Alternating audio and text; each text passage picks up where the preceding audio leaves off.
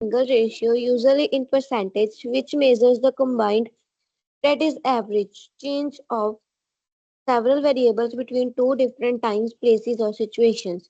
The statement that the index number of wholesale prices is an economy for year 2020 was 250 compared to 210 means that there was a net increase in the price of wholesale commodities in that economy to the extent of 150%.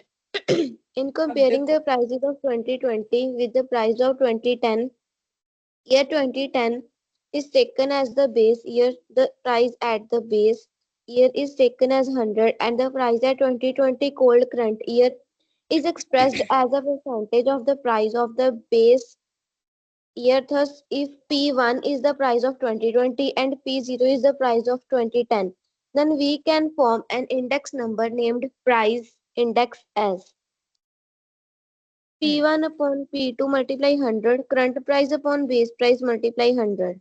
देखो, अब देखो आपने जो इसमें पढ़ा index number, पहले तो इसको समझो क्या है। Index number is a single ratio which is measured the combined change of several variables between two times and places and situation।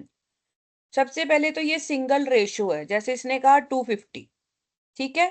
फिर कंबाइंड मतलब एवरेज, कंबाइंड का मतलब होता है एवरेज, जैसे हमने सेंट्रल टेंडेंसी निकाली थी, मीन निकाला था। अब आप लोग अगर ध्यान से देखो, आप आज की डेट में अगर हम अपनी हाउस होल्ड कमोडिटीज जो हमारी किचन में यूज होती हैं, फॉर एग्जाम्पल दालें, मसाले, चीनी, चावल, आटा, ये सब हमारी हाउस होल्ड कमोडिटीज हैं। और घर में और क्या यूज होता है, सोप, सर्फ, ठीक है, डिश वॉश, ये सब चीजें हमारे घर में यूज होती हैं कॉमनली। अब अगर आपने कभी अपने पेरेंट्स से भी सुना होगा कि हमारे टाइम तो जी चीनी बड़ी सस्ती थी, हमें हमारे पेरेंट्स, हमारे दादा दादी बताते थे, हमारे टाइम तो दादा दादी बोलते थे 10 पैसे की किलो चीनी आ जाती थी, फिर कहते थे 50 पैसे की आ जाती थी हमारे टाइम पे, फिर 2 रुपए तो हमने भी देखी है। और आज शुगर का प्राइस क्या है, 40-50। तो what is the difference, price तो इंक्रीज ही हो रहा है ना, इन्फ्लेशन तो बढ़ ही रही है ना। अब हमें क्या करना है, सबके प्राइस की एवरेज निकालनी है। कंबाइंड का मतलब है सभी चीजों के प्राइस की एवरेज। मैं सिर्फ कमोडिटीज की बात कर रही हूँ, मतलब कमोडिटी जरूरी नहीं है, और भी चीजों का हम इंडेक्स निकाल सकते हैं, हम अपनी प्रॉपर्टी का इंडेक्स निकाल सकते हैं। हम कहते हैं हमारे टाइम तो जी बड़े सस्ते मकान मिल जाते थे, कई बार घर में ये डिस्कशन होती है, उस टाइम ये मकान 7 लाख का मिल रहा था, देखो आज 7 करोड़ का हो गया, उस टाइम ले लेते तो अच्छा था। गोल्ड प्राइस हम कहते हैं जी हमारी मैरिज पे तो गोल्ड 33,000 3500 था, अब देखो 70-80 हजार पहुंच गया है। तो ये सब चीजें क्या है, इन्फ्लेशन है। तो प्राइजेस में चेंज तो आता ही आता है, वेदर वो अपर साइड हो या लोअर साइड हो। ज्यादातर अपर साइड ही देखते हैं हम, इंक्रीज हो जाता है हमारा। अब हमने निकालनी है एवरेज। तो जिस भी तरह की कमोडिटीज हम यूज कर रहे हैं, फॉर एग्जांपल हम होलसेल की बात कर सकते हैं, हम हाउस होल्ड कमोडिटीज की बात कर सकते हैं, हम मेटल्स की बात कर सकते हैं, तो किसी भी चीज, हम प्रॉपर्टी की बात कर सकते हैं, किसी भी चीज की अगर हम बात करते हैं, उन सब चीजों को मिला के कंबाइंड कितने परसेंट रेट बढ़ा, that is called index number. Statement that the index number of wholesale price, यहाँ इसने होलसेल प्राइस का दे दिया है कि होलसेल प्राइस इकोनॉमी का, होलसेल का मतलब सभी चीजों को जो यूजफुल कंज्यूमेबल चीजें कमोडिटीज होती हैं, उनका आपकी इकोनॉमी में 2050 में इंडेक्स नंबर 250 है। अब 250 कब से, कोई ना कोई तो बेस भी होना चाहिए ना। अब हम 1900 से मान रहे हैं, 1800 से मान रहे हैं, कब से मान रहे हैं। तो वो परसेंटेज हमने किससे निकाली, 2010 से। मतलब जो चीज 2010 में हमें 100 रुपए की मिल रही थी, वो अब 250 की मिल रही है, compare to 2010। means that there was a net increase in the price of wholesale commodities in the economy to the extent of 150%। 150% price बढ़ गए हैं होलसेल। क्योंकि देखो बच्चे, एक एक चीज का इंडेक्स हम नहीं निकाल सकते हैं। अगर हमें इन्फ्लेशन निकालनी है, हमें इंडेक्स निकालना है, तो अगर आप एक चीज में डील कर रहे हो तो आप एक चीज का निकालोगे, लेकिन इकोनॉमी तो एज ए होल सारी चीजों में डील करती है ना, मैक्रो इकोनॉमी हमारी। तो हम एवरेज निकालते हैं उसके अंदर की, तभी हमें पता चलता है कि कितना हमारा इन्फ्लेशन हो रही है। तो एवरेज निकालने के लिए हमने मीन पढ़ा है, सभी की मीन निकाल के वैल्यू निकाल के हम निकालते हैं। अब इसमें हमने 2 सालों की बात की, 2020 एंड 2010।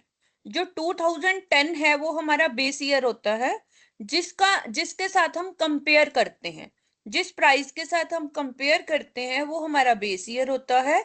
और जो हमारा करंट ईयर होता है, वो जिसको हम कंपेयर कर रहे हैं वो हमारा करंट ईयर होता है। जैसे 2020 को हम कंपेयर कर रहे हैं तो this is our current year.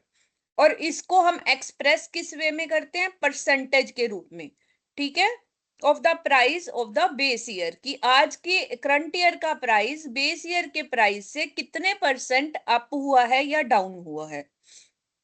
तो हम इसको सिंबॉलिक वे में कैसे लिखते हैं, इसके सिंबल्स क्या हैं। P1 इंडिकेट करता है करंट ईयर को और P0 इंडिकेट करता है बेस ईयर को। तो हमारा प्राइस इंडेक्स का फॉर्मूला क्या हो जाएगा, P1 अपॉन P0 आएगा। ये P2 नहीं है, इसको P0 पढ़ना है आपने और कर भी लेना है P0। P1 upon P0 into 100 means current price upon base price into 100। That is your formula for calculating index number. So is it any problem in this paragraph? आपको समझ आया इंडेक्स नंबर क्या होता है?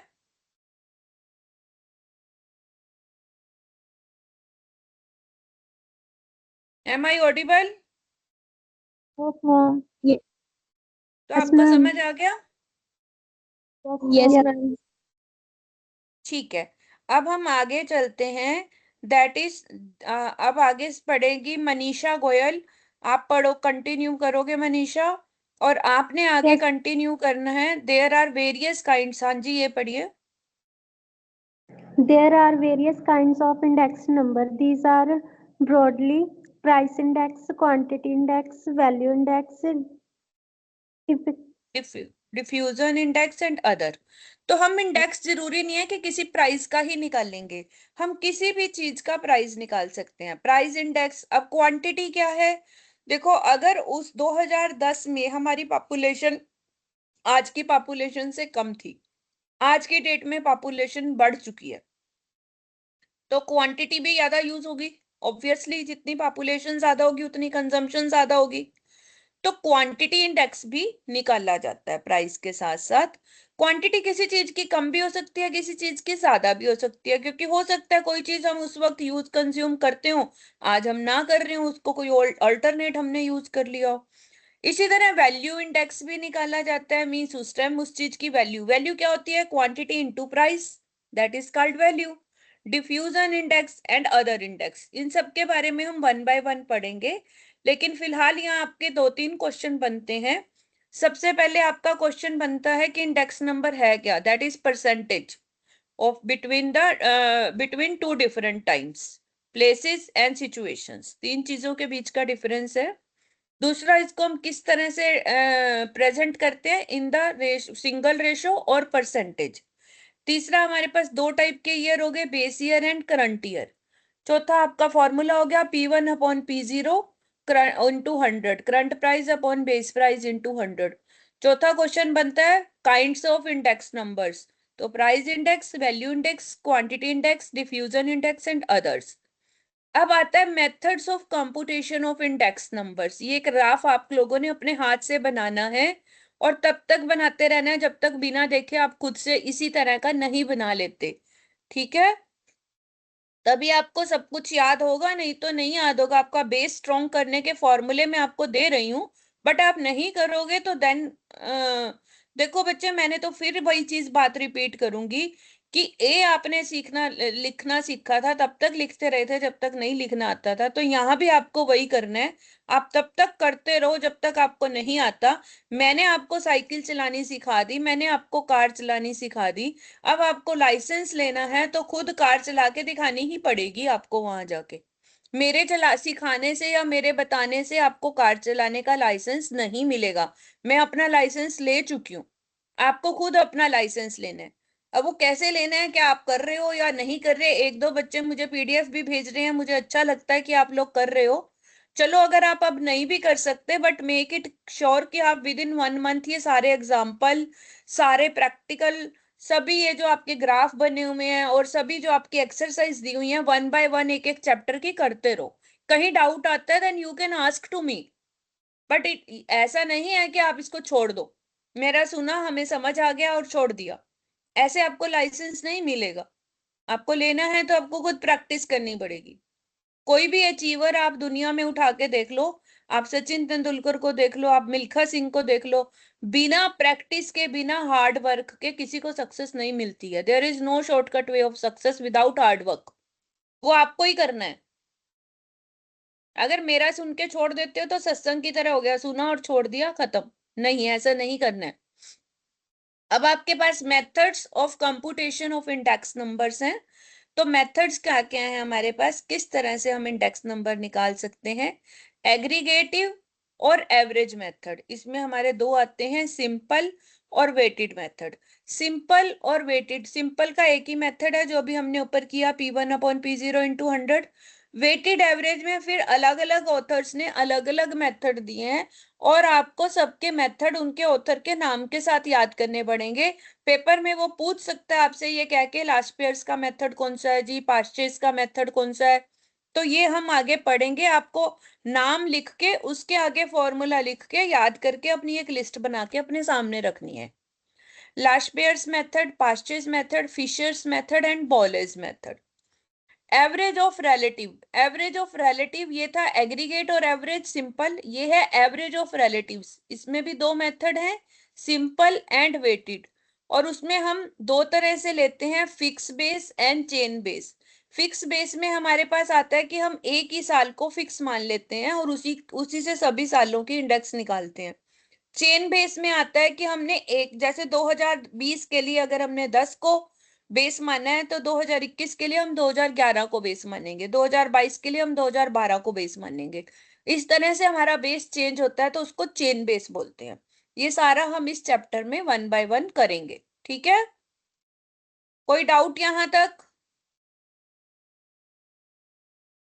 चलें आगे। Yes ma'am. अब हमने सबसे पहले 5 मेथड पढ़े थे, तो उसमें पहला था हमारे पास प्राइस इंडेक्स। तो प्राइस इंडेक्स क्या होता है, difference of price. Simple average, price index का simple method, simple aggregate method जिसको हम बोलते हैं, एग्रीगेटिव या सिंपल एवरेज। फॉर्मूला हम पहले भी कर चुके हैं, सिग्मा P1/सिग्मा P0 × 100, जितनी भी आपकी चीजें हैं P1 उसका टोटल और P2। P01 इसको हम इंडिकेट करते हैं, P01 देखो पर P2 लिखा हुआ था, मैंने कहा था उसको ठीक कर लेना, P0 है।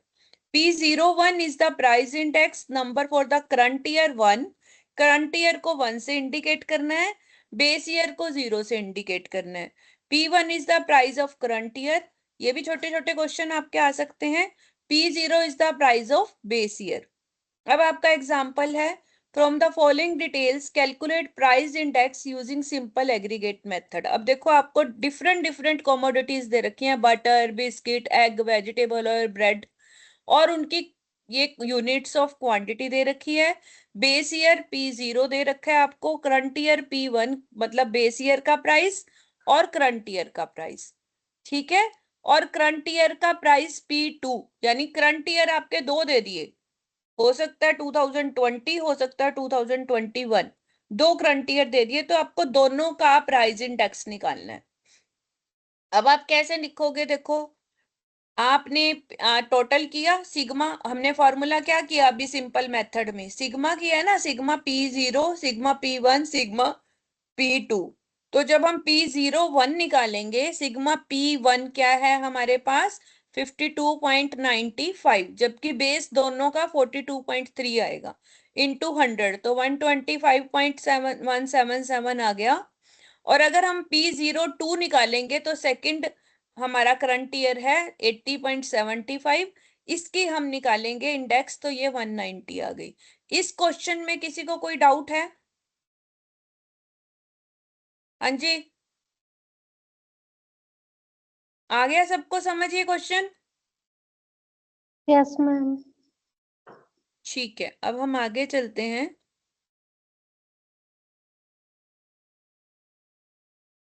मनीषा आप ही पढ़ो बच्चे अभी इसको। दिस मेथड थो simple has the following limitations.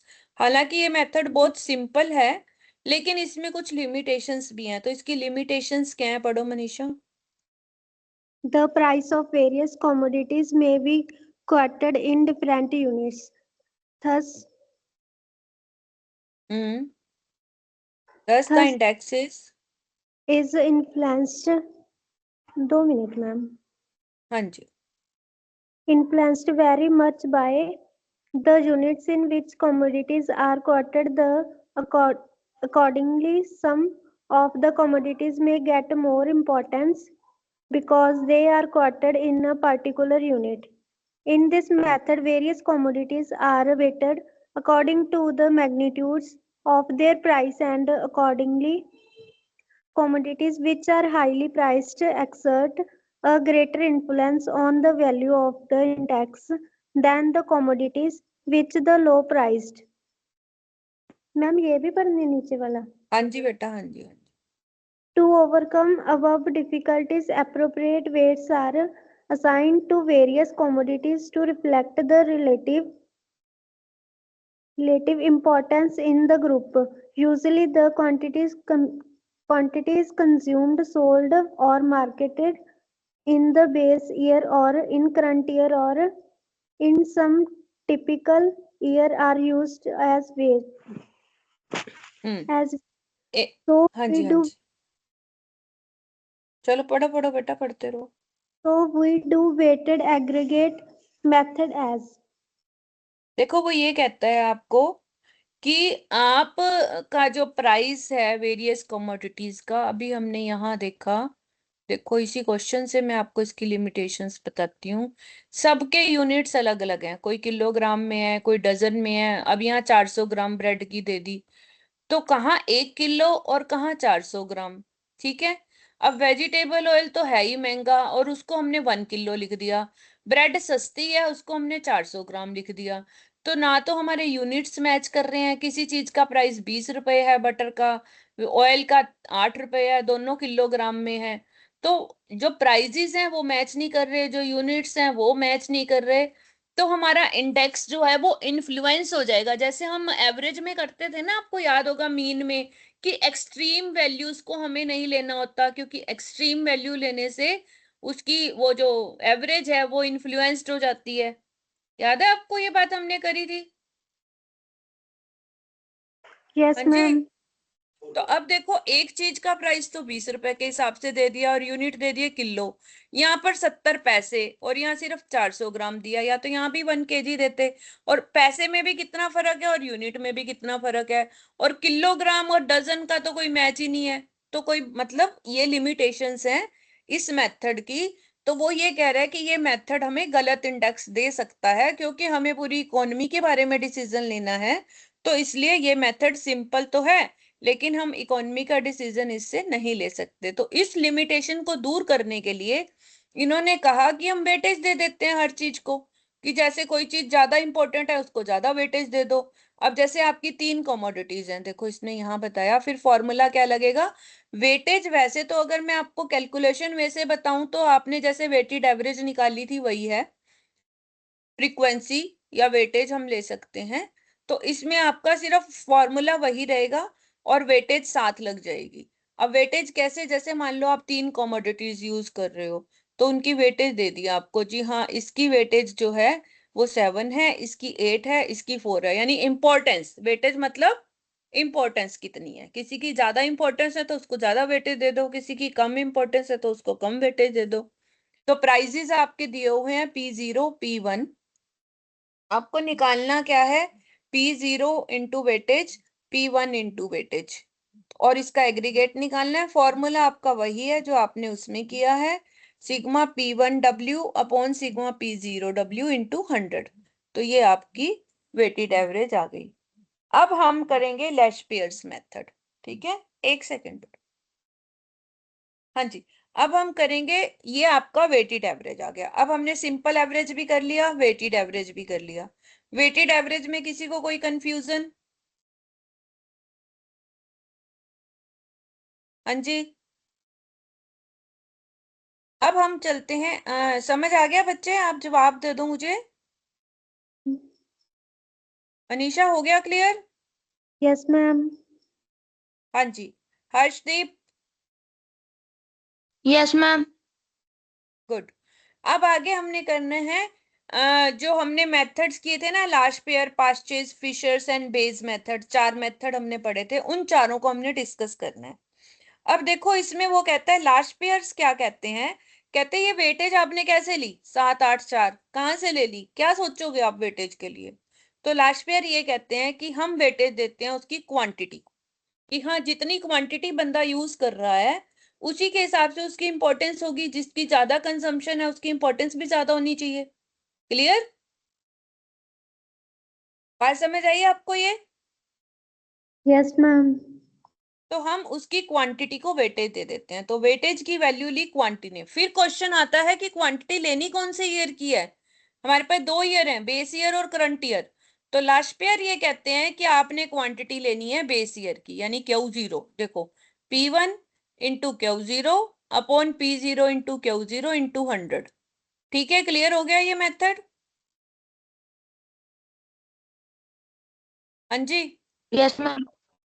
तो अब Yes. देखो यहाँ पर आपको दो क्वांटिटी, दो प्राइस दे रखे हैं, P0 P1, और बेस भी दो दे रखे हैं, Q0 एंड Q1। तो आपको कौन सा बेस लेना है? Q0 वाला। क्वांटिटी कौन सी लेनी है? वेटेज किसको मानना है? Q0 वाले को। तो उसको हम बेस लेंगे और कैलकुलेट कर देंगे। P1 P0 हमें चाहिए, Q1 Q0 चाहिए। Q1 वैसे चाहिए नहीं था लेकिन इसने लिख दिया, आप लिखना भी मत क्योंकि आप कंफ्यूज हो जाओगे। तो इस कॉलम को हम इलिमिनेट कर सकते हैं। आप सिर्फ Q0 लिखो, 10 वाला। 10 से ही देखो इसने 2.5 को भी मल्टीप्लाई किया, 2 को भी। तो P1 Q0 P0 Q0 इसका टोटल आ गया और फिर इसका फॉर्मूला लग गया। और ये आपका weighted average method, Laspeyres method से आपका प्राइस इंडेक्स आ गया। Is it clear? Yes, ma'am.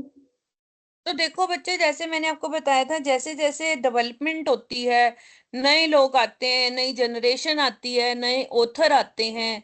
आप अपने घर से सोचो, आप लोग जब करते हो अपने घर मम्मा पापा से बात, तो आप कई बार कह चुके होगे, मम्मा आपको तो पता ही नहीं चलता, पापा आपको तो पता ही नहीं चलता, आपको पता है आजकल ये सब चल रहा है। ऐसा होता है ना, कि नहीं होता? Yes. तो फिर ऐसे ही जब नए ऑथर्स आते हैं तो वो कोई ना कोई नई डेवलपमेंट करने की कोशिश करते हैं। ठीक है, क्योंकि दुनिया है, चलती रहती है, जैसे जैसे और लोग आएंगे दुनिया आएगी, डेवलपमेंट्स भी होती रहेंगी। तो लेशपियर्स ने आके कहा कि वेटेज, पहले किसी ने निकाली बिना वेटेज के, फिर किसी ने कहा कि नहीं नहीं वेटेज लेनी चाहिए, वेटेज ले ली। फिर लेशपियर ने कहा कि नहीं वेटेज ऐसे कैसे ले सकते हो आप रैंडमली, ऐसे तो आप अपनी मर्जी से कर लोगे। तो उन्होंने कहा हम बेस ईयर की क्वांटिटी को वेटेज लेंगे। लेशपियर्स के बाद आई जी पास्चेस। पास्चेस कहते हैं क्यों जी बेस ईयर को क्यों लेंगे, वो तो चला गया, हम तो करंट ईयर में जी रहे हैं, बेस ईयर का क्या मतलब बनता है, हम करंट ईयर को वेटेज लेंगे। ये बात समझ आई आपको? Yes, ma'am. तो उन्होंने Q1 को वेटेज ले लिया, फॉर्मूला वही चलेगा आपका, P1 Q0 की जगह Q1 आ गया। ठीक है, अब हमने जहां पर Q0 को मल्टीप्लाई किया था उसकी जगह हम Q1 से मल्टीप्लाई कर देंगे दोनों को, और हम अपनी निकाल लेंगे। ये बात समझ आ गई? Yes, ma'am. फिर उसके बाद आया जी फिशर। फिशर नया जनरेशन आ गई जी। वो कहता है कि क्यों जी, ये किसने कहा है कि हम पुरानी क्वांटिटी, जब हम प्राइस ले रहे हैं पुराना तो हमें क्वांटिटी भी लेनी चाहिए। तो फिर अब क्या करें?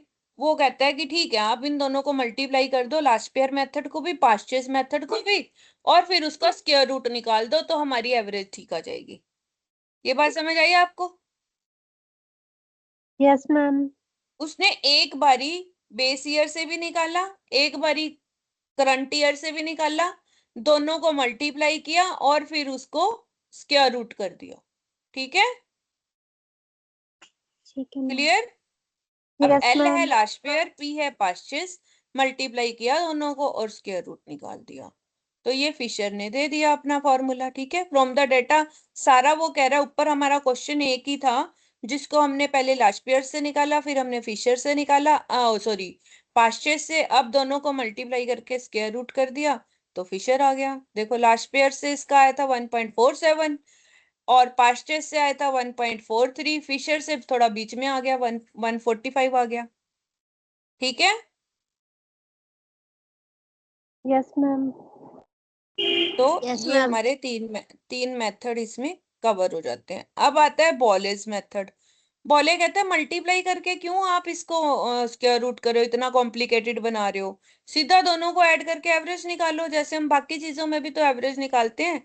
जब भी हम एवरेज निकालते हैं opening stock plus closing stock divided by 2। तो यहाँ क्यों हम मल्टीप्लाई कर रहे हैं, तो यहाँ भी उसने कहा कि आप इन दोनों को ऐड करो और 2 से डिवाइड कर दो। समझ आई आपको ये बात?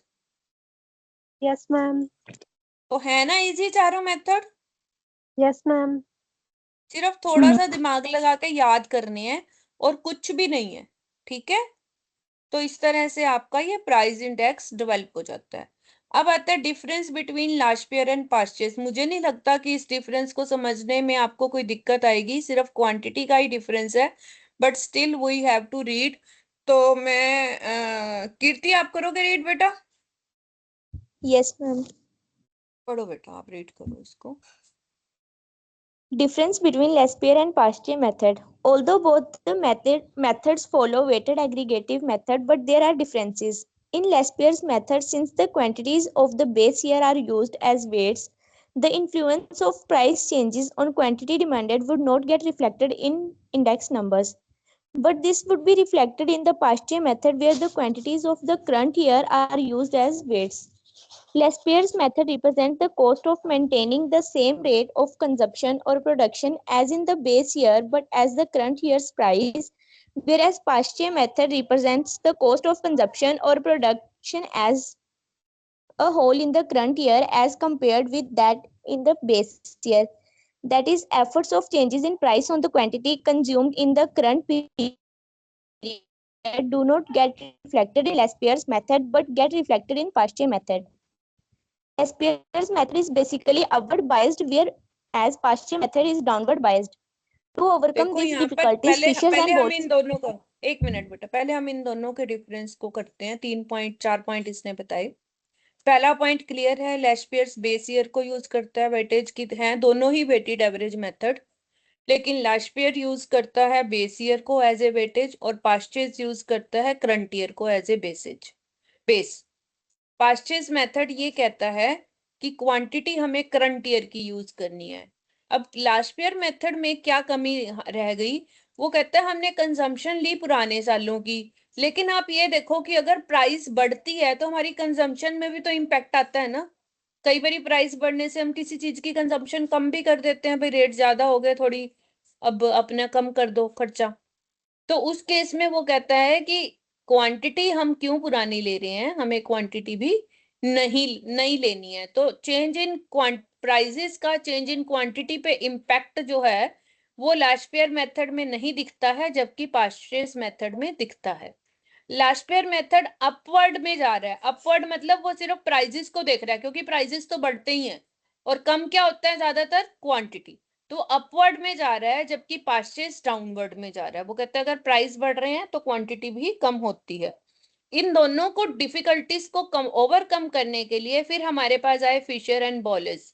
ठीक है, अब कीर्ति कंटिन्यू करो। Fisher's method is known as ideal due to the following reasons. It is free from bias since the upward bias of Lespier method is balanced to a great extent by the downward bias of Pasteur method. This method takes into account the influence of the current as well as the base year. It is based on the It is based on the geometric mean theoretically, which is considered to be the best average for constructing index numbers. Index number. देखो वो कहते हैं कि हालांकि इन दोनों की difficulties को दूर करने के लिए फिशर और बॉलिस दोनों ने अपने मेथड दिए। वो कहता है लास्ट ईयर और पास्चेस दोनों को यूज करके उनकी एवरेज निकालो, लेकिन फिर भी फिशर का मेथड बेस्ट माना जाता है, आइडियल माना जाता है। तो पेपर में अगर कुछ ना लिखा हो कि किस मेथड से आपको इंडेक्स निकालना है, तो आपको कौन सा मेथड यूज करना है, फिशर का। ठीक है, ये बात समझ आ गई? अगर तो मेथड बताया हो कौन से मेथड से आपको निकालना है इंडेक्स नंबर, तो आपको उसी से निकालना होता है। नहीं बताया होता तो फिशर से निकालना होता है, क्योंकि ये बायस से फ्री है। अपवर्ड को भी लेता है, डाउनवर्ड को भी लेता है, दोनों को कंसीडर करता है। ठीक है, दोनों के इन्फ्लुएंस को लेता है, क्वांटिटी को लेता है।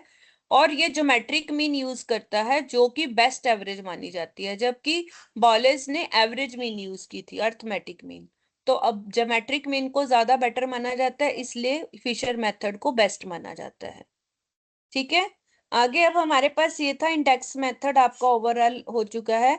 आगे है रिलेटिव मेथड। तो ये पढ़ने के लिए मैं इनवाइट करूंगी दिशा, आप पढ़ोगे? रितिका,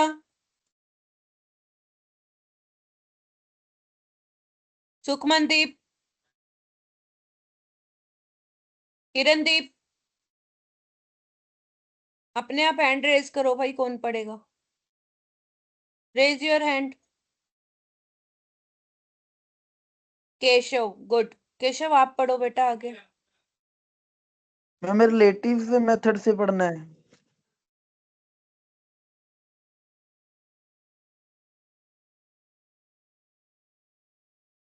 हाँ जी बेटा, रिलेटिव मेथड से पढ़ना है आपने।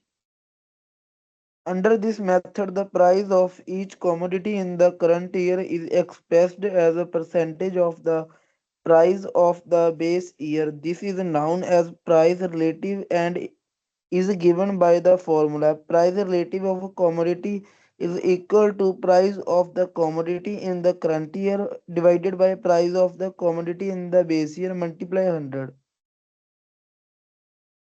चलो आगे चलो, First पढ़ो आगे। simple First simple average of relative index using average arithmetic mean.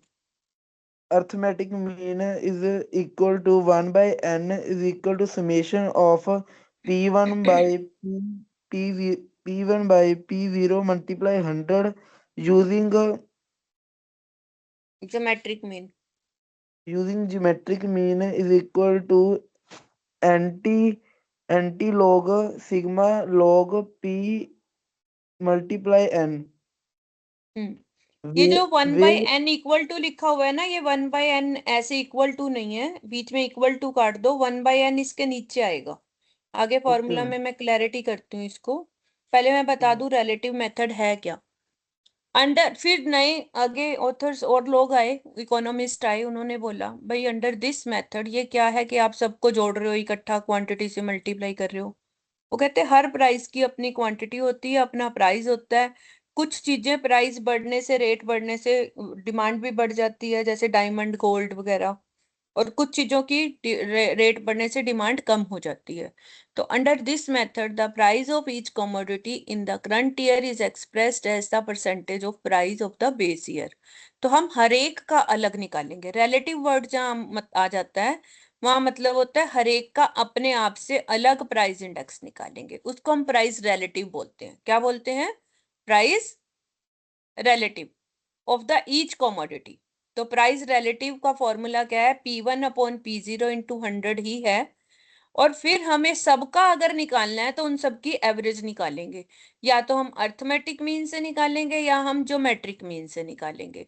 देखो अर्थमेटिक मीन जो है, वेटेड अर्थमेटिक मीन में क्या करोगे, आप सबका प्राइस रिलेटिव निकाल लोगे P1 अपॉन P0 इंटू 100 और उसको n से डिवाइड कर दोगे। अगर वेटेज दी हुई है तो वेटेज से मल्टीप्लाई करके वेटेज से डिवाइड कर दोगे। तो ये आपका प्राइस रिलेटिव आ जाता है। पहले मैं देखती हूँ इसके आगे क्वेश्चंस कुछ दिए हैं तो प्राइस रिलेटिव के, वो मैं आपको क्लियर कर देती हूँ।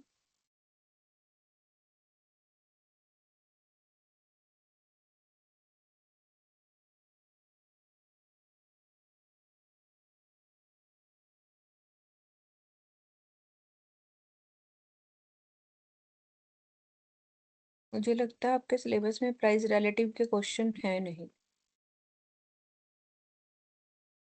प्राइस रिलेटिव की सिर्फ थ्योरी है बेटा, क्वेश्चन तो नहीं दिए इसने।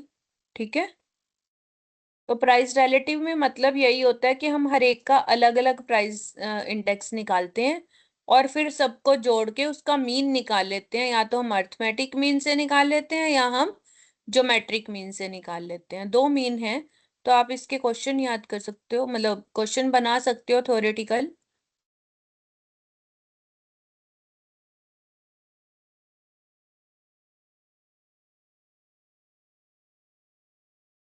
इसके बाद आता है हमारे पास क्वांटिटी इंडेक्स। अब देखो, क्वांटिटी इंडेक्स प्राइस इंडेक्स का अपोजिट है और कुछ नहीं है। वहां पर पी जो था वो पी की जगह यहाँ क्यू ले लेगा और क्यू की जगह पी ले लेगा। हम सिंपल सिंपल मेथड क्या था प्राइस इंडेक्स का आपका, P1 upon P0 sigma P1 upon sigma P0, यहाँ पर था P01।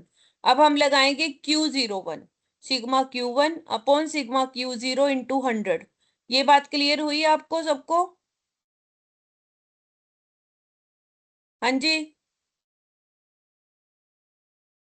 केशव, ये बात क्लियर हो रही है क्वांटिटी इंडेक्स और प्राइस इंडेक्स में क्या फर्क है? Yes ma'am. Kirandeep? Yes, ma'am. Very good. अब देखो, दूसरा हमने किया था लास्ट पेयर्स मेथड। उसमें हमने क्या किया था, P1 into Q0 P0 into Q0। अब देखो, P की जगह Q ने ले ली, Q की जगह P ने ले ली, और कुछ नहीं करना है आपने क्वांटिटी में कि P की जगह Q और Q की जगह P। इसी तरह पास्चेज मेथड में हमने करंट ईयर की क्वांटिटी ली थी, अब हम करंट ईयर का प्राइस ले लेंगे। सेम इज आपका फिशर्स मेथड, और सेम ही आपका सिंपल एवरेज रिलेटिव इंडेक्स। ठीक है, क्लियर? Yes, ma'am.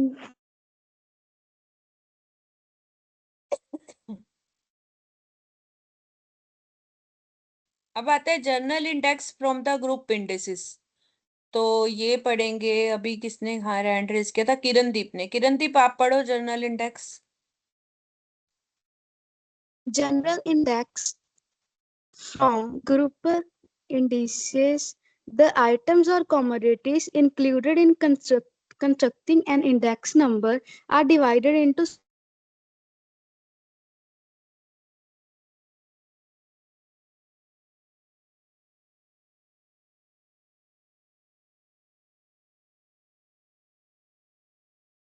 आपकी आवाज नहीं आ रही बेटा, और कौन पढ़ेगा? हर्षदीप आप पढ़ोगे?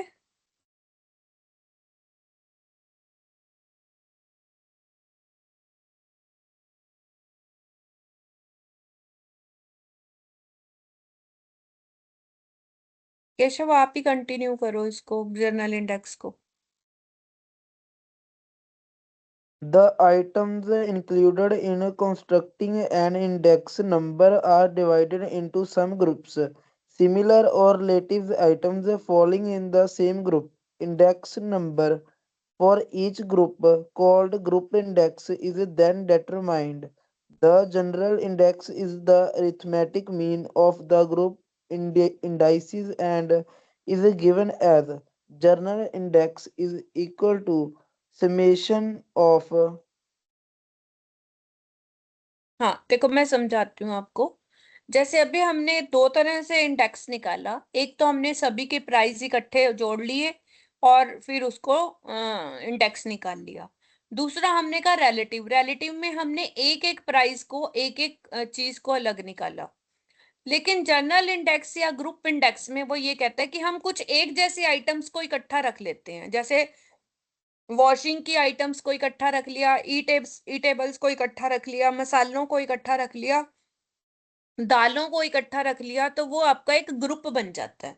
तो सबका, हर एक ग्रुप का अलग से इंडेक्स निकाल लो, और फिर ग्रुप इंडेक्स को वेटेज से मल्टीप्लाई करके उसका फिर दोबारा जर्नल इंडेक्स निकालो। यानी दो दो स्टेप हो जाएंगे, पहले आप ग्रुप इंडेक्स निकालोगे, फिर आप जर्नल इंडेक्स निकालोगे एवरेज से। तो जैसे ये कह रहा है question, in 2023 the average price of the commodity was 20% more then in 2022 but 20% less than in 2021. Find the price relatives by the using 2022 as a base. आपने 22 को बेस लेना है, तो पहले हम, क्योंकि 23 की बात कर रहे हैं, तो हम 23 में मानते हैं कि हमारी कोई चीज 100 रुपए की है। अगर 23 में 100 रुपए की है, तो 22 से वो 120 ज्यादा है। ठीक है, उसने बोल दिया ना 20% ज्यादा है। ठीक है अंजी। Yes ma'am. Yes, ma'am. तो 22 में उसका प्राइस 83 हो जाएगा। और अगर कोई चीज अब 100 की है तो 21 में उसका प्राइस 125 हो जाएगा। अब हमने प्राइस रिलेटिव लेना है, 22 को बेस मानना है। 22 को बेस मानना है तो बेस नीचे आता है ना आपका। देखो 21 में 125 अपॉन 83 इंटू 100। 22 में तो सेम ही रहेगा, 23 में 100 अपॉन 83, यानी 22 को बेस माना हमने, तो बेस को हम नीचे लिखते हैं। तो इस तरह से थोड़ा कॉम्प्लिकेटेड क्वेश्चन आपके पास आ सकते हैं।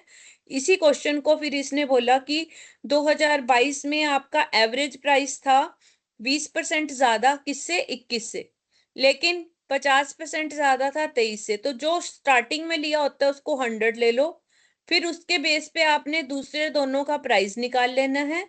और फिर जो ये कहता है, अब ये एवरेज निकाल रहा है इन दोनों की ये, और इस एवरेज से फिर 21 का इसने इंडेक्स निकाल लिया। तो जो भी ये क्वेश्चन में मांगता है कुछ नहीं है, सिर्फ आपको प्रैक्टिस की जरूरत है इसके अंदर, और कुछ भी नहीं है इन क्वेश्चंस के अंदर। देखो इसने एवरेज को बेस माना है ना, तो तीनों का आपका इंडेक्स निकाल लिया एवरेज को बेस मान के। Is it clear? Yes, ma'am. आगे देखो वो कहता है net monthly income of an employee was 8000 per month. This is wrong.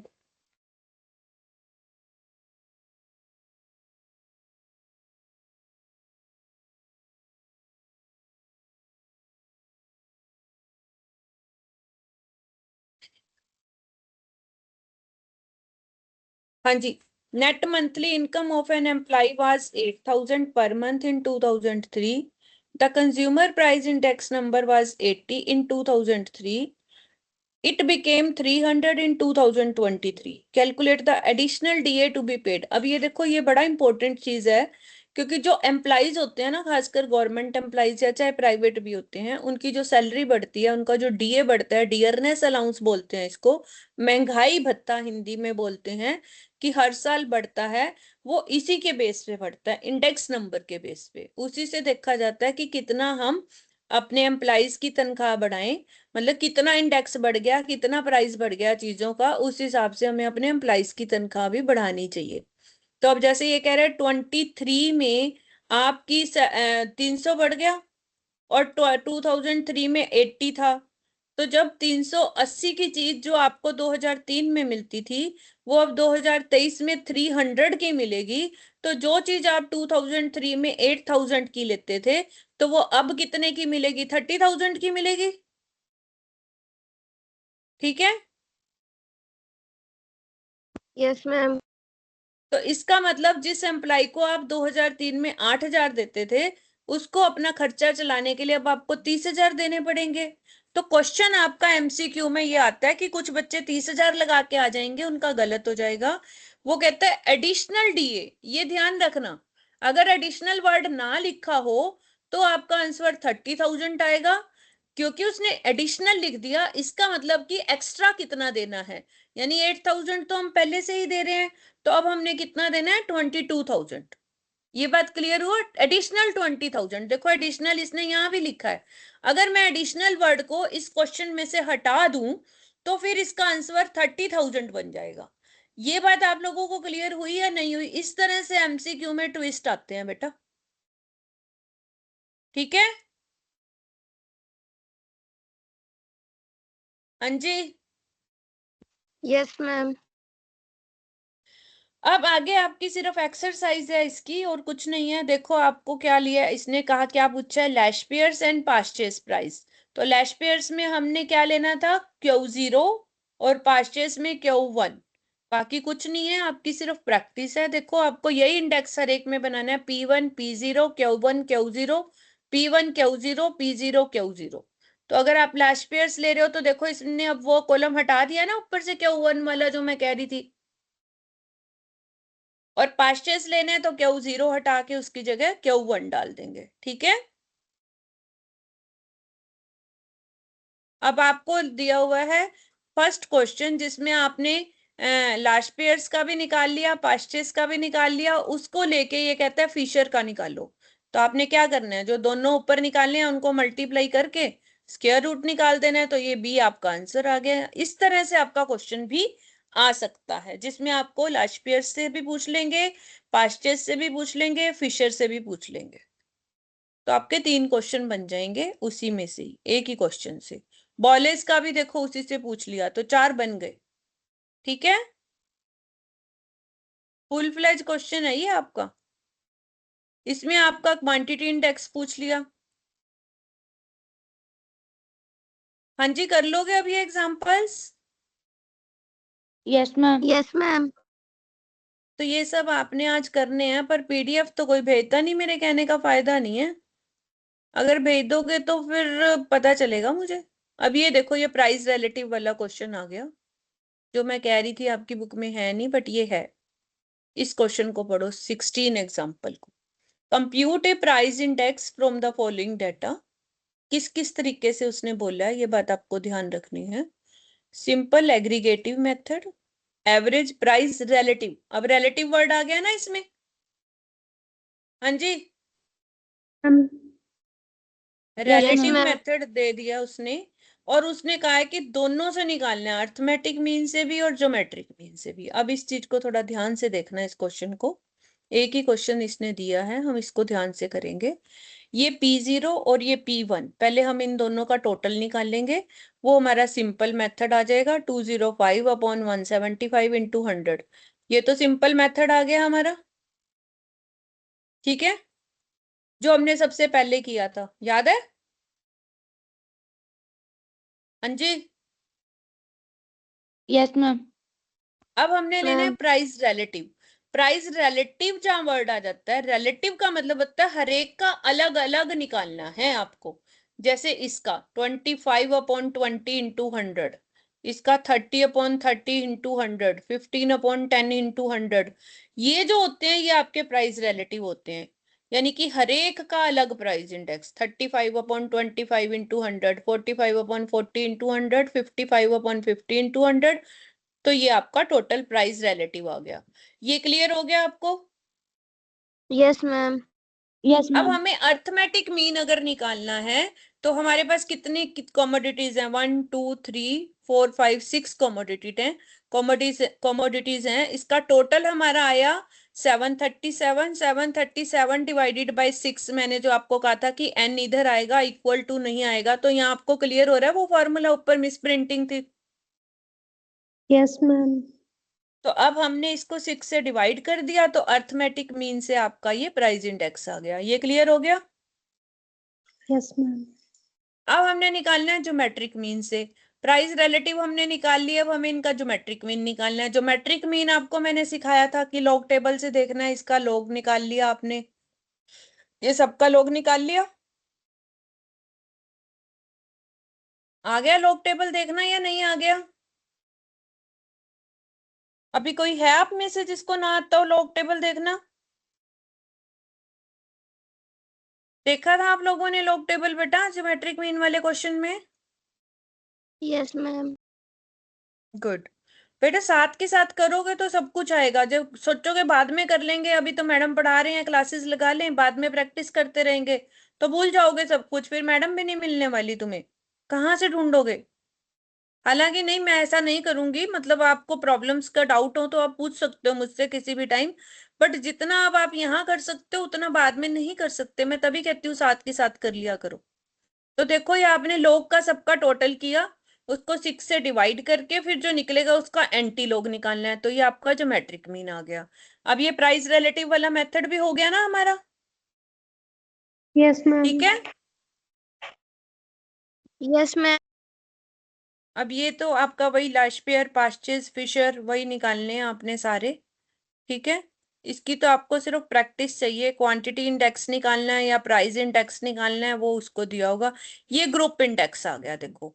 अब जो अभी हमने लास्ट में किया था ना ग्रुप इंडेक्स, अब ये कह रहा है compute the index number of business activity. अब देखो, इंडस्ट्रियल प्रोडक्शन का इंडेक्स दे रखा है, अब इसने प्राइस नहीं दे रखा, क्योंकि ग्रुप इंडेक्स में हम हर एक चीज का इंडेक्स निकालते हैं। जो इंडस्ट्री में प्रोडक्शन होती है उसका इंडेक्स, जो मिनरल की प्रोडक्शन होती है उसका इंडेक्स, जो इंटरनल ट्रेड होता है उसका इंडेक्स, फाइनेंशियल एक्टिविटी का इंडेक्स, हर चीज का आपको इंडेक्स दे रखा है। तो कुछ भी डिफरेंट नहीं है, आपको करना वही है कि इंडेक्स को वेटेज से मल्टीप्लाई करना है और फिर उसकी एवरेज निकाल लेनी है। देखो, इंडेक्स को वेटेज से मल्टीप्लाई करना है और उसकी वेटेज से डिवाइड करके एवरेज निकाल लेनी है, तो आपका इंडेक्स आ जाएगा। क्लियर? Yes, ma'am. अब हमने पढ़ना है problems in the construction of index number. क्या प्रॉब्लम्स आई हमें इंडेक्स नंबर को कंस्ट्रक्ट करने में, ये पढ़ेंगे आप में से। हाँ जी, है कोई volunteer?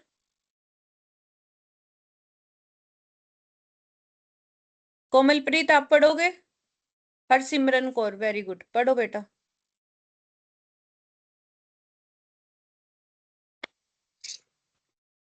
Problems in the construction of index number. Determination of the exact purpose for which proposed index is constructed. Selection of items which are to be included in the group of items commodities. Collection of data regarding price and quantities and selection of sources from which such data are to be collected. Choice of the base period. Determination of the weights to be employed. Selection between AM and GM. तो क्या problems आती हैं जब practically हम index number करने लगते हैं अपनी इकोनॉमी का, तो उसमें दिक्कत कहाँ आती है? वो कहता है कि सबसे पहले तो हमें पर्पस पता होना चाहिए कि हम इंडेक्स नंबर किस लिए बना रहे हैं। जब तक हमें पर्पस पता ही नहीं चलता है तो हम कैसे बनाएं? दूसरा वो कहता है कि फिर अगर हमें पर्पस पता चल गया तो हमें ये देखना है, मान लो मैं कहती हूँ कि मैंने डीए बढ़ाना है अपने एम्प्लॉइज का, उसके लिए मुझे इंडेक्स निकालना है, तो मुझे कौन कौन सी आइटम्स लेनी चाहिए, उसमें कौन कौन सी कमोडिटीज लेनी चाहिए, क्योंकि अगर जितने भी एम्प्लॉइज हैं सब सेम कमोडिटीज तो यूज नहीं करते, कोई कुछ करता है कोई कुछ करता है, तो क्या क्या कमोडिटीज मैं उसमें एंटर करूं। दूसरा, अब प्राइस एंड क्वांटिटी कौन सी लूं, क्योंकि डाटा कलेक्ट करना, हर चीज का प्राइस भी तो, ये तो नहीं है ना कि 2023 का मैं ले रही हूँ या 20 का ले रही हूँ तो वो सारी चीजों का प्राइस एक हर जगह पे सेम ही रहेगा। और अगर है भी तो उस डाटा को कलेक्ट करना पड़ेगा मुझे, हर चीज की कितनी क्वांटिटी कौन यूज करता है, कितनी क्वांटिटी सेल हुई, कितना प्राइस था उसका एवरेज, ये सब calculation it's not so easy. यहाँ तो आपको दी हुई है ना, अदरवाइज तो कलेक्ट करना पड़ेगा डाटा सारा।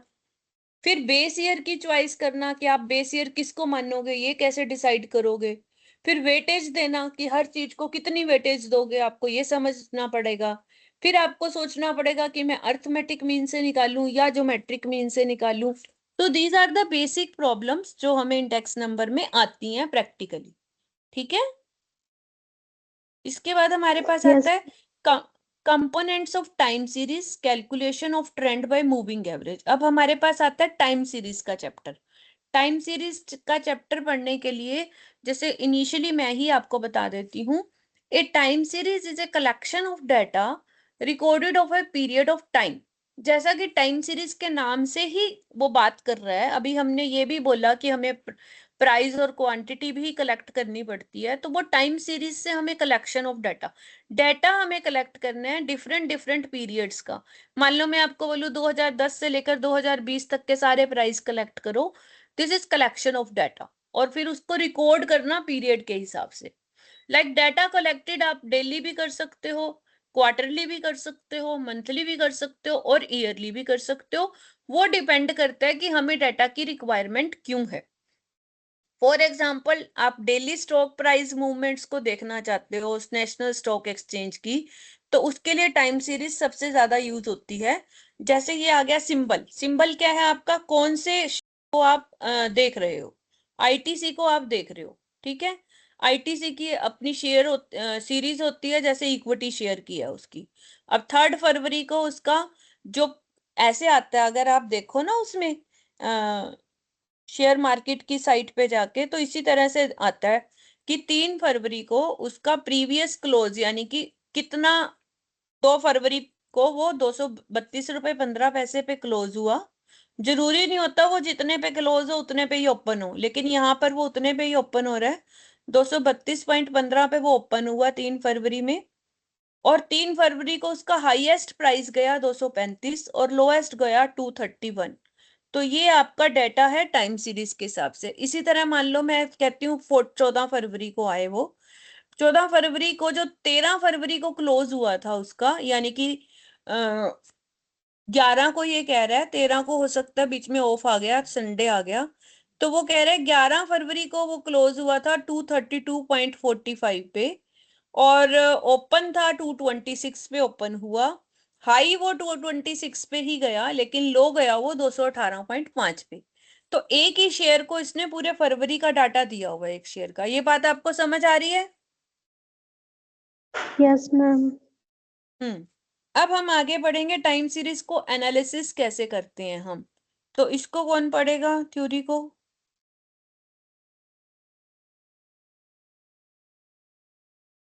कोई ऐसा वॉलंटियर जिसने अभी ना पढ़ा हो आज की डेट में?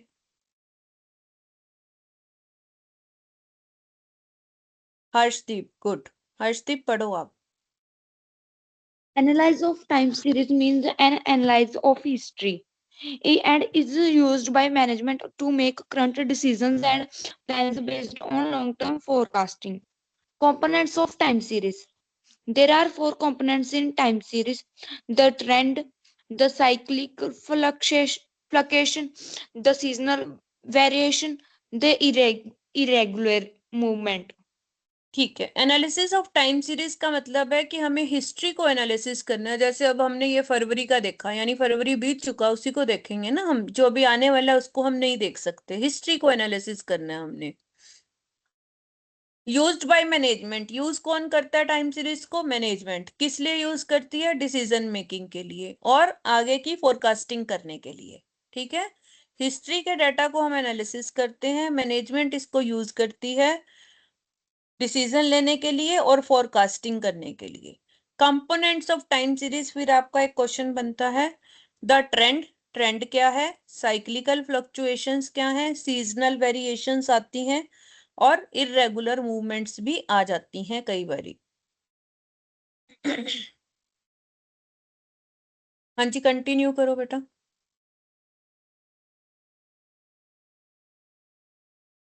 आप ही पढ़ो बेटा, कंटिन्यू करो।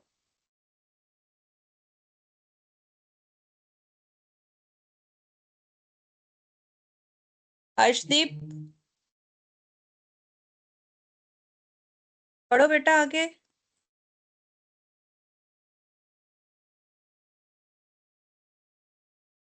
Harshdeep is not there.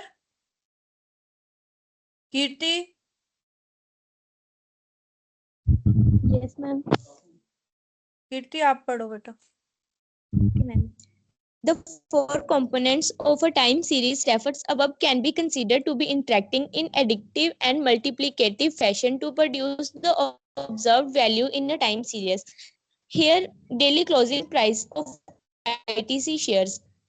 Under additive model, observed values Y is equal to trend T plus cyclical fluctuation C plus seasonal variations S plus irregular movement I. Here, S, C, and I are absolute quantitative deviations about trend. Under multiplicative model, observed values Y is equal to trend T into cyclical fluctuations C into seasonal variations S into irregular movement I. Here, S, C, and I are rates, percentages, or index numbers. Under additive model, it is assumed that all the four components of the time series operate independently of one another, whereas under multiplicative model, it is assumed that the four components, although due to different causes, are not necessarily independent and they can affect one another. Additive model is not appropriate for extending its application to future events, but the relative values of factors under multiplicative model are appropriate for forecasting future behavior in a time series. Most of the time series relating to economic and business phenomena conform to the multiplicative model, and in practice additive model occurs rarely. So in this module we discuss time series with multiplicative model. By now we understood what is called time series, what are its components, etc. Now we will learn decomposition of a time series.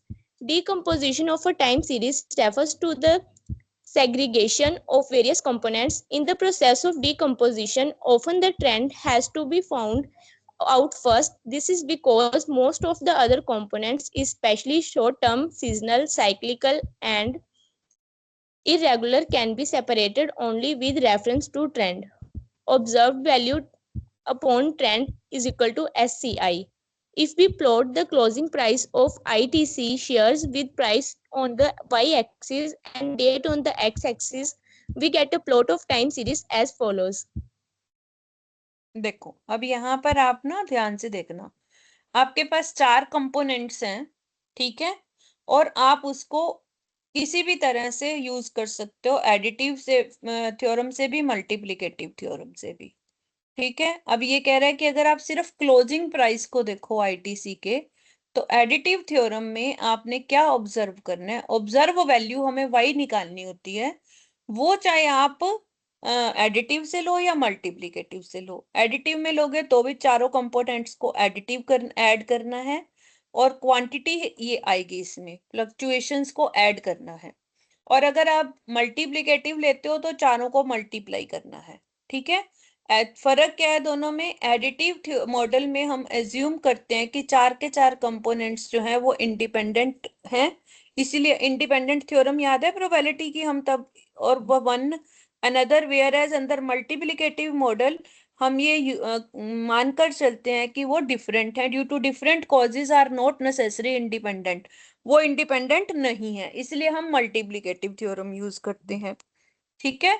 वो कहते हैं additive theorem जो है वो ज्यादा appropriate नहीं है, तो हम मल्टीप्लिकेटिव थ्योरम को यहाँ यूज करेंगे, तो इसीलिए हम ऑब्जर्व्ड वैल्यू जो निकालेंगे, चारों को मल्टीप्लाई करके डिवाइडेड बाय ट्रेंड निकालेंगे। अब आपको अगर ये प्लॉट जो ग्राफ बनाया है, अगर आप गूगल पे देखोगे तो इस तरह का ग्राफ आपको मिलेगा शेयर मार्केट का, टीसीएस का। जैसे इसने डिफरेंट डेट दे दी, यहाँ पर मान लो 1 वीक की इसने ऑब्जर्वेशन दे दी, और इधर उसके प्राइजेस दे दिए, हाई प्राइजेस। ये आपका ग्राफ प्लॉट कर दिया डेट वर्सेस हाई प्राइजेस, कि किस डेट को हाईएस्ट प्राइस क्या था, समझ आई। हमने उसमें से हाईएस्ट प्राइस भी लिया था ना, कि इस दिन सबसे ज्यादा ये कहाँ तक गया था। तो इस चार्ट को हमें देख के पता चल जाएगा कि इसका प्राइस कहाँ तक हाई जाता है, ठीक है, क्लियर, और कहाँ तक लो जाता है, okay. Yes, ma'am.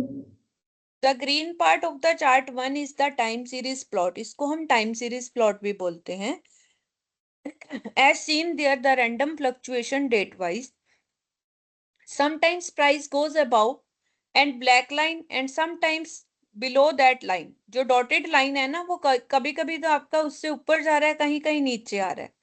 The black line is called trend और सेक्युलर ट्रेंड। हमें यही लाइन निकालनी होती है, ट्रेंड लाइन, जो ये देख रहे हो ना आप, डॉटेड लाइन देख रहे हो, ये हमारा ट्रेंड है। कि ट्रेंड जो है हमारा, अगर हम इस का देखें तो इसकी ट्रेंड नीचे की तरफ आ रहा है, डाउनवर्ड्स आ रहा है, ठीक है, okay. And is obtained by smoothing the fluctuations in the time series। अब आप इसके आगे देखो, although the chart one only a small time period is considered actually long term means more than 1 year।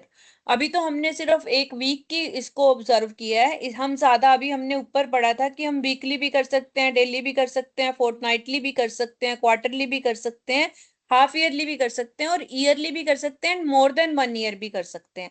अगर आप किसी ग्राफ को Google पे, आज यही करना, आप किसी आईटीसी का ही ले लेना, आईटीसी का शेयर वैल्यू को आप गूगल पे लिखना, share value of ITC in last 5 years, तो आप देखना आपको सारा चार्ट दिखा देगा वो, ठीक है।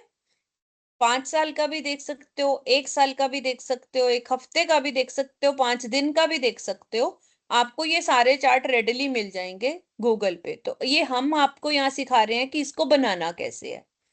India's year wise GDP growth rate is given, आपको जीडीपी ग्रोथ रेट दे रखी है, shown in chart 2 with the trend line. अब देखो आपको, वो हमने जो यहाँ पढ़ा था कि 1 साल से ज्यादा भी हम कर सकते हैं, तो जीडीपी तो साल की इसने दी हुई है कि आपकी 10 में क्या जीडीपी थी, 11, 12, 13, हर एक में आपकी जीडीपी दे रखी है, ठीक है। तो उसको इसने ईयर वाइज पहले ड्रॉ कर दिया, ईयर वाइज ड्रॉ करके आपने लाइन ग्राफ किया था ना, तो उससे लाइन निकालते हैं, ये हमारा ट्रेंड लाइन आ जाती है जो हमें चाहिए होती है। ये बात क्लियर होगी आपको? ये सारे ग्राफ बना के आपने प्रैक्टिस करनी है बच्चे, और आपसे पेपर में पूछा जा सकता है कि इसमें क्या शो हो रहा है आपको। ठीक है, ग्राफ एनालिसिस करना भी आना चाहिए ना। अब इसमें हम क्या कह रहे हैं, again we observe that there are fluctuations in time series, smoothing out all fluctuation we get a secular trend, the black line. वही ब्लैक लाइन, ये उसी को डॉटेड लाइन को बोल रहा है बच्चे। अब आगे आते हैं मूविंग एवरेज। जिस तरह से हमने प्राइस रिलेटिव निकाले थे ना, वैसे ही हम मूविंग एवरेज निकालते हैं। A moving average is used in smoothing a time series to see its trend. Moving average will incorporate cycling movements also, and therefore through moving average we basically do the following. Observed value की SI हमने निकाला ऊपर, secular index, तो उसको हमने कैसे निकाला था, TSCI, ऑब्जर्व्ड वैल्यू, चारों वैल्यूज को मल्टीप्लाई किया, divided by moving average. Trend and cyclical fluctuation सिर्फ दो आते हैं मूविंग एवरेज में। मूविंग एवरेज, ये फॉर्मूले आपने लिख के याद करने हैं सारे। Moving average merely smoothen the fluctuations in the data.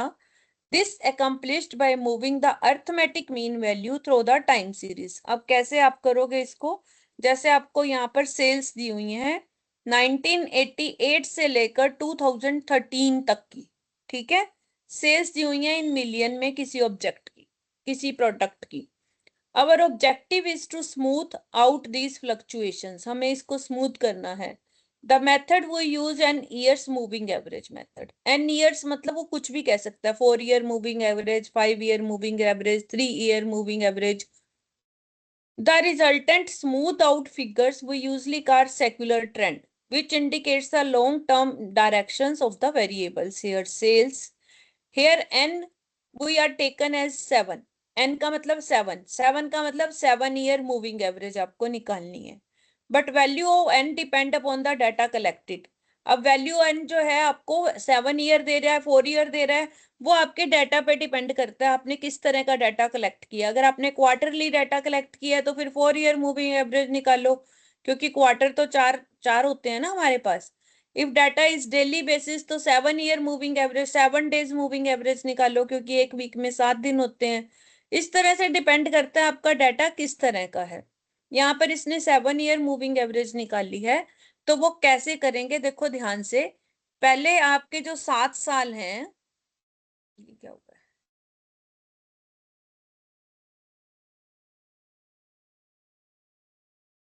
एक मिनट में दोबारा शेयर करती हूँ इसको।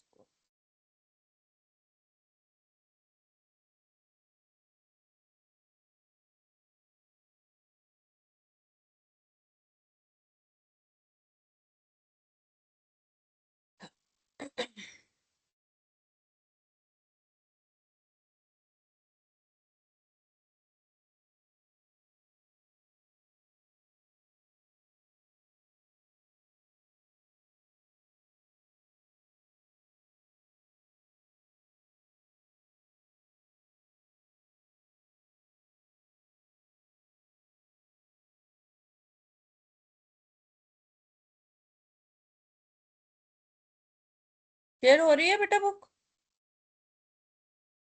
Yes, ma'am. तो अब देखिए, इसमें इसने जो निकाला है 7 ईयर्स का, पहले आपने क्या करना है, जो फर्स्ट 7 ईयर है, 1 2 3 4 5 6 7, कहाँ तक आएंगे, यहाँ तक आएंगे 94 तक, ठीक है। Yes, समझ आई ma'am. आपको? इन सबको ऐड करो, वैल्यूज को 22 आ गया, फिर 7 से डिवाइड कर लो, फिर फर्स्ट ईयर को छोड़ दो और उससे आगे एक और को बढ़ा लो, फिर 7 का ग्रुप बन गया। ऐसे हम एक एक को छोड़ते जाएंगे, आगे एक एक को लेते जाएंगे। ये बात क्लियर हुई आपको? Yes, ma'am. तो उसके बाद फिर आपने 7 ईयर्स की एवरेज निकालनी है। इस तरह से हम इसका डाटा बनाएंगे। अब यहाँ देखो, हम ये देखो, पहले हमने 88 से शुरू करके 7 ईयर कहाँ तक बनते हैं, यहाँ तक बनते हैं, इसकी एवरेज निकाली, और इसको लिखेंगे कहाँ, मिडल में, क्योंकि 7 ईयर लिए है ना, तो 7 का मिडल 4th ईयर आएगा, 3 ऊपर छोड़ दो 3 नीचे छोड़ दो, तो यहाँ पर आ गया 22। टोटल इसका, और फिर 22 को 7 से डिवाइड करेंगे तो उसकी एवरेज आ गई है। Yes, ma'am. अब हमने 88 को छोड़ देना है, 89 से शुरू करना है। 89 से शुरू करेंगे तो फिर 7 कहाँ तक बनेगा, 3, 3, 6 और 7 यहाँ तक बनेगा। इसको जोड़ो और इसके मिडल वाली वैल्यू के सामने लिख दो 23। ठीक है, ये बात क्लियर हो गई। ऐसे एक एक छोड़ते जाओ, नीचे एक एक बढ़ाते जाओ, तो 7 ईयर आपकी एवरेज आती चली जाएगी। ऊपर के भी 3 छूट जाएंगे, नीचे के भी 3 छूट जाएंगे, और फिर सबकी हमने 7 से डिवाइड करके एवरेज निकाल ली। इसको हम बोलते हैं मूविंग एवरेज। तो ये आपका इस तरह से वैल्यूज जो हमने निकाली हैं इसको प्लॉट करो और फिर ट्रेंड बना दो। ये आपका 7 ईयर मूविंग एवरेज बन गया। हुआ ये क्लियर आप लोगों को? Yes, ma'am. एक ही स्टूडेंट बोल रहा है यस, बाकियों को समझ नहीं आ रहा क्या? सब बोलो भाई। किसी को समझ नहीं आ रहा तो वो हैंड रेज करे या फिर बोले कि मुझे समझ नहीं आ रहा। है कोई ऐसा स्टूडेंट आप में से बेटा जिसको ये ना समझ आ रहा हो? हाँ जी हरसिमरन, क्या कह रहे हो बेटा? मैम आ गया जी समझ। आ गया, वेरी गुड। तो हम आगे चलते हैं। फिर ये ग्राफ आपने बनाने हैं बेटा मूविंग एवरेज के, ठीक है।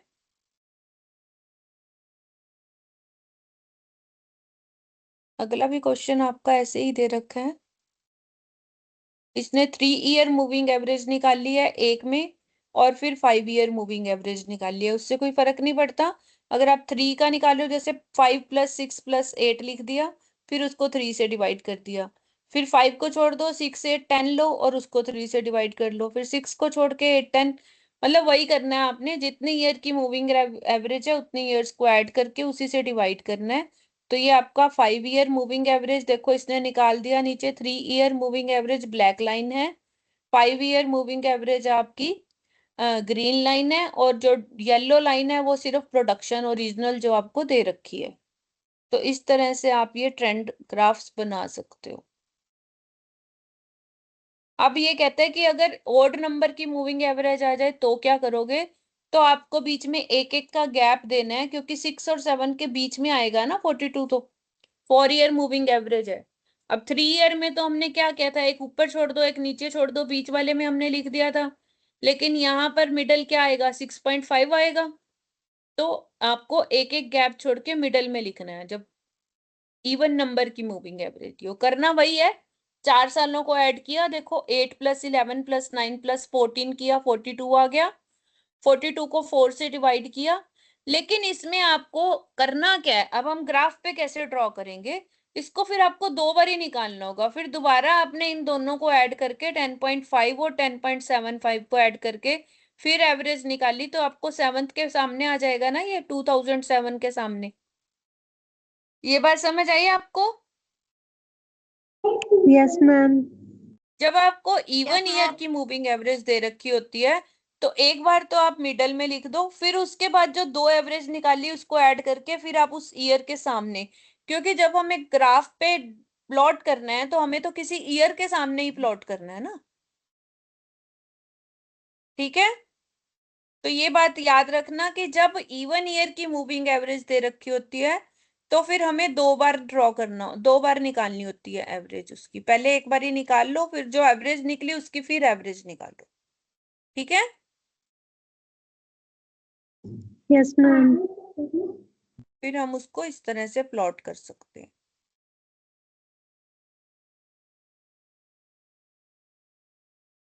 अब है weighted moving average. A moving average uses the same weight for each observation, but weighted moving average involves selecting the different weightage for each data.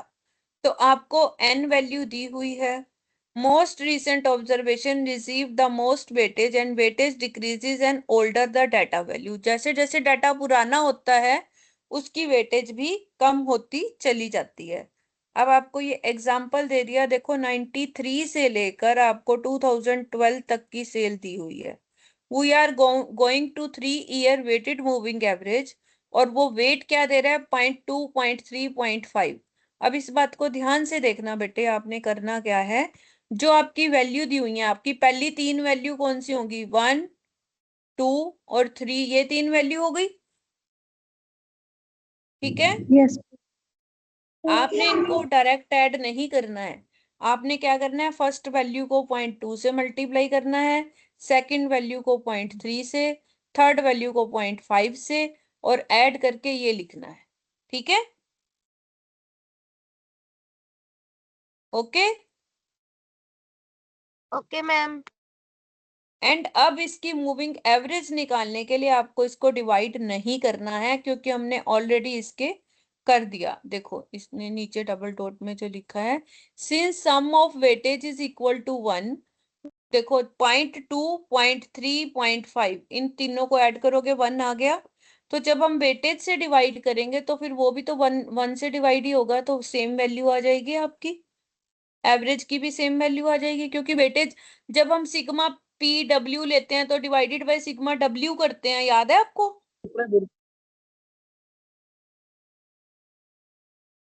हाँ जी,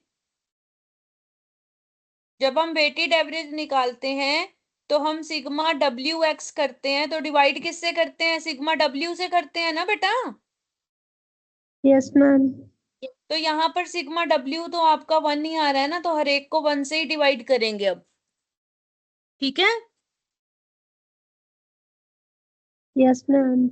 तो आपकी एवरेज भी सेम ही आ जाएगी।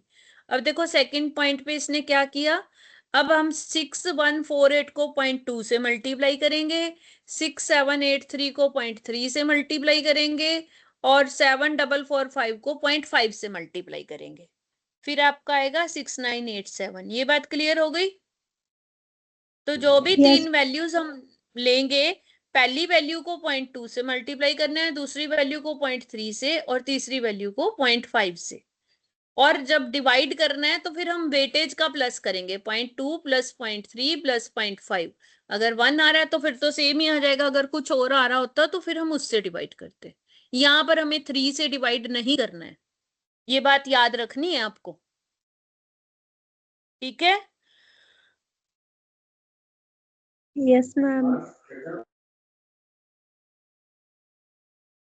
तो ये निकालना आपने सबकी वैल्यू, और इसको प्लॉट कर देना है, सबको प्लॉट जरूर करना है इसमें टाइम सीरीज में।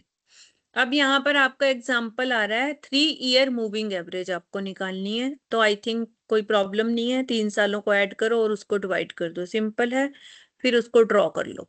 ठीक है, ओके। आगे है आपका क्वार्टर्स दे रखे हैं, अब यहाँ वेटेज दे दी, देखो 0.1, 0.2, 0.3, 0.4, इनको ऐड करो, 1 + 2 3, 3 + 3 6, 6 + 4, फिर 1 आ गया आपका सेम। ठीक है, Yes, ma'am. तो आपने पहले 4 क्वार्टर लेने हैं, उसका टोटल करना है और उसके बीच में लिखना है, फिर 4 क्वार्टर, उसका टोटल और उसके बीच में। उसके बाद जब, क्योंकि 4 क्वार्टर है, हमारा इवन नंबर है, तो हमारे को 2 स्टेप करने पड़ेंगे। जो हमारे अब ये वैल्यू आई और ये वैल्यू आई, इन दोनों को ऐड करके 2 से डिवाइड करेंगे। ठीक है, और तो ये आ जाएगी। ये बात क्लियर हो गई? Yes, ma'am. ठीक है, तो इस तरह से आपको ये निकालना है। ओके, अब आता है आपका using 3 year moving average and determine the trend and short term fluctuations, plot the original value. 3 year moving average है। For finding out the short term fluctuation we usually use multiplicative model, क्योंकि उसने हमें कहा था कि multiplicative model आपको use करना है। As discussed earlier, observed value contain trend. ये आपको चारों पॉइंट याद करने हैं। TSCI का क्या मतलब है? Trend, seasonal, cyclical and irregular components. Moving average values contain trend. ठीक है, तो हमें एक फॉर्मूला क्या था, observed value over moving average, ये आपको याद रखना है। और उसमें आपको एडिटिव मॉडल में डिफरेंस निकालना था, observe value minus average value. तो सबसे पहला काम है, हमारे को जो वैल्यूज दे रखी हैं उसकी 3 ईयर मूविंग एवरेज निकाल ली हमने यहाँ पर। देन शॉर्ट टर्म फ्लक्चुएशन के लिए हमने मल्टीप्लीकेटिव मॉडल में आपको क्या करना है, देखो इसको डिवाइड करना है यहाँ पर, observed value over moving average. अब ऑब्जर्व्ड वैल्यू हमारी क्या है, 22। यहाँ पर इस जो ओरिजिनल वैल्यू दी होती है ना हमें, वो हमारी ऑब्जर्व्ड वैल्यू होती है, और मूविंग वैल्यू भी 22 है, तो उसको डिवाइड करेंगे तो हमारा मल्टीप्लिकेटिव मॉडल में फ्लक्चुएशन 1 आ जाएगी। एडिटिव थ्योरम में जाएंगे तो हमें डिफरेंस निकालना है ऑब्जर्व्ड वैल्यू और मूविंग एवरेज का, वहां पर हमारी फ्लक्चुएशन 0.33 आ रही है। तो अभी मेरे को मनीषा आप बताओ 2014 में हमारी ऑब्जर्व्ड वैल्यू क्या है?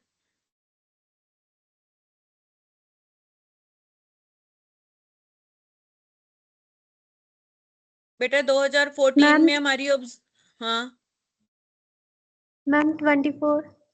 Very good. और मूविंग एवरेज? मैम 71।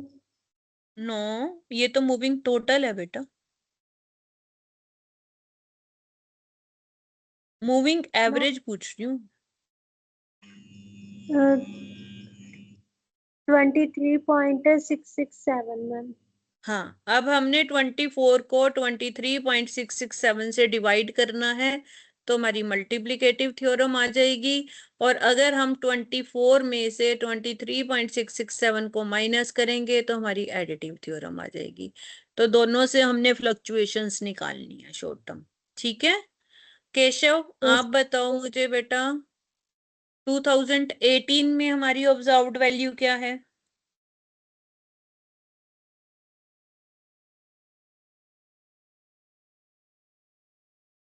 केशव है क्लास में? कीर्ति आप बताओ।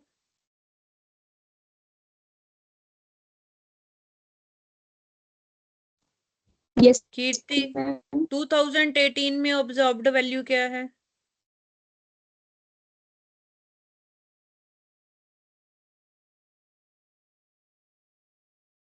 हाँ जी बेटा, सुन नहीं रहे ध्यान से? कीर्ति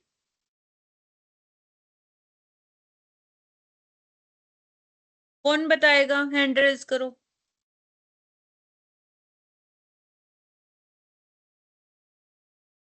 मनीषा ने तो पहले बता दिया, मैम अब कौन बताएगा? 27। यस, तो आपकी 27 ऑब्जर्व्ड वैल्यू है। मूविंग एवरेज क्या है?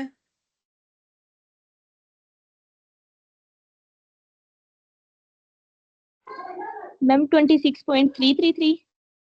यस, तो हमने ये जो मल्टीप्लिकेटिव मॉडल निकाला है, इससे क्या ये कैसे निकाली है वैल्यू?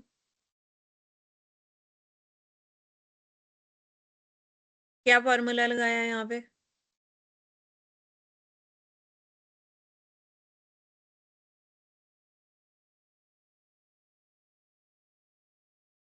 बताओ बेटा।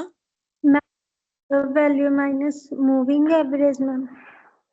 ऑब्जर्व्ड माइनस मूविंग एवरेज तो एडिटिव में जाएगा ना, मल्टीप्लिकेटिव में क्या जाएगा? Observe divided by moving average. ठीक है, यस मैम। अब नेक्स्ट कौन बताएगा? हैंड रेज करो।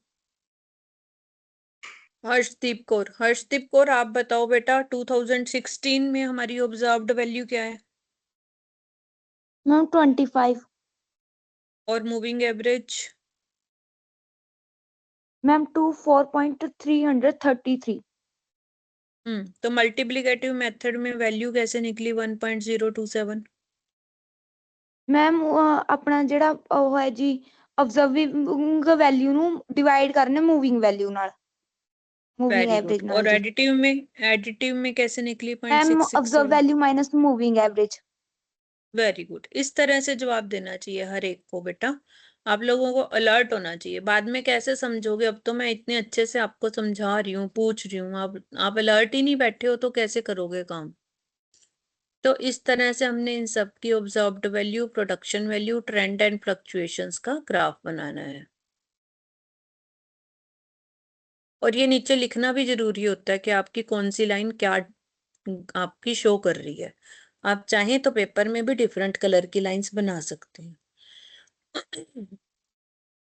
नेक्स्ट है आपका the following data given daily sales of a shop observing a 5-day week over 4 successive weeks, determine the period of moving average and calculate moving average accordingly। कहता है आपको 5 days week है, 4 successive week, 4 week हैं, 5 एक week में days दिए हुए हैं आपको, कितने दिन का दिया हुआ है, 20 दिन की आपको सेल दी हुई है, ठीक है। और एक वीक में आपके 5 दिन है, और ऐसे आपके पास 4 वीक हैं, तो टोटल 20 दिन हो गए आपके पास, ठीक है। Determine of the period of moving average, सबसे पहले तो हमने ये देखना है कि हमने मूविंग एवरेज निकालनी कौन से पीरियड की है। We discussed earlier in finding out n-year moving average, value of n depend upon the data collected. If data are quarterly, तो हमें moving average कौन सी लेनी चाहिए, quarters की लेनी चाहिए। If data is daily, 7 days, तो हमें moving average 7 days की लेनी चाहिए। We can also fix by trial and error value of n, the best level of our chances fluctuation. तो हम अपने हिसाब से भी एन को डिसाइड कर सकते हैं। जब पेपर में ऐसा आ जाए तो आपको लिख देना चाहिए ये चीजें, बट आपका तो एमसीक्यू है इसलिए लिखने की जरूरत नहीं है। अब इस क्वेश्चन में हमें उसने कहा कि आपका वीक 5 दिन का है, तो हमें 5 डेज मूविंग एवरेज, क्योंकि हमने डाटा तो डेली का कलेक्ट किया है ना, तो मूविंग एवरेज भी डेली बेस पे निकालेंगे। तो यहाँ पर हम निकालेंगे 5 डेज मूविंग एवरेज, ठीक है। तो ये आपने निकाल ली, क्लियर। तो आपके पास एमसीक्यू में सिर्फ ये भी पूछा जा सकता है कि हम कौन से मूविंग एवरेज यहाँ निकालेंगे। इसके साथ आपका ये चैप्टर भी खत्म हो जाता है, और ये आपकी एक्सरसाइज है, और इसके साथ आपका स्टैटिस्टिक्स भी खत्म हो जाता है। अब मुझे ये बताइए आप लोग कि आपको जितना भी आपने किया है, इतना कितना समझ आया या नहीं आया। पहली बात तो मुझे ये बताइए कि कोई ऐसा स्टूडेंट है जिसको प्रॉब्लम आई हो, because this is now your feedback session is there, question and answer session is there। तो पहले तो मुझे ये बताओ कि कोई स्टूडेंट जिसको ना समझ आया हो, हैंड रेज कर सकते हो आप। उसके बाद मुझे ये बताइए कि अब आप इसकी तैयारी किस तरह से करेंगे। जिन्होंने अभी तक अपने नोट्स नहीं बनाए हैं वो कितने पीरियड में इसके नोट्स बना लेंगे। मैं 2-3 क्वेश्चन बता रही हूँ और 1 बाय 1 सबसे पूछूंगी, किसी ने क्लास को लीव नहीं करना है। पहला क्वेश्चन ये है कि आपको समझ आया या नहीं आया। दूसरा क्वेश्चन है कि नोट्स बनाए हैं नहीं बनाए। तीसरा, अगर नहीं बनाए तो कब तक कंप्लीट कर लोगे। चौथा, नोट्स में बनाना क्या क्या है ये भी मैं आप ही से पूछूंगी। आपको सारे एग्जाम्पल करने हैं, एक्सरसाइज के एमसीक्यू करने हैं, और खुद से और सारे ग्राफ बनाने हैं, ठीक है।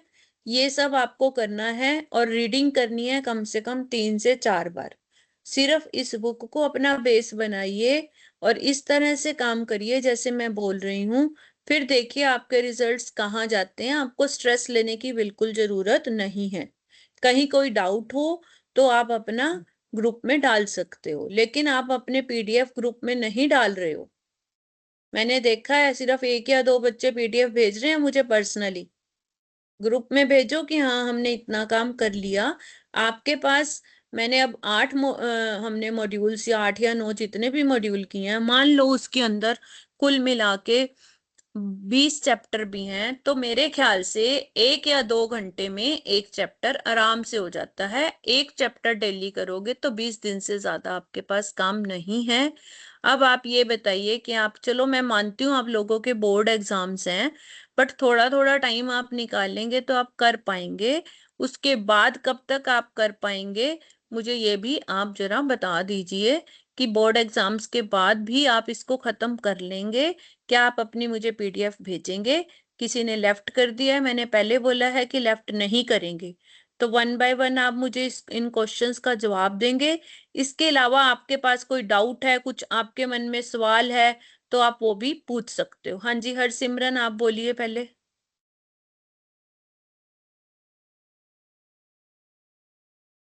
हर्ष, हाँ जी बोलिए बेटा। कर लांगे जी मैम, बोर्ड ਦੇ ਪੇਪਰਾਂ ਤੋਂ ਬਾਅਦ ਸਾਰੀ ਰਿवीजन कर लांगे। Manisha, Yes, ma'am. कुछ डाउट है आपको। No, ma'am. अमनदीप, नहीं डैडी। Yes. हाँ जी अमनदीप एक और भी हैं, 2 हैं, अमनदीप सिंह भी हैं। हाँ जी अमनदीप सिंह जी।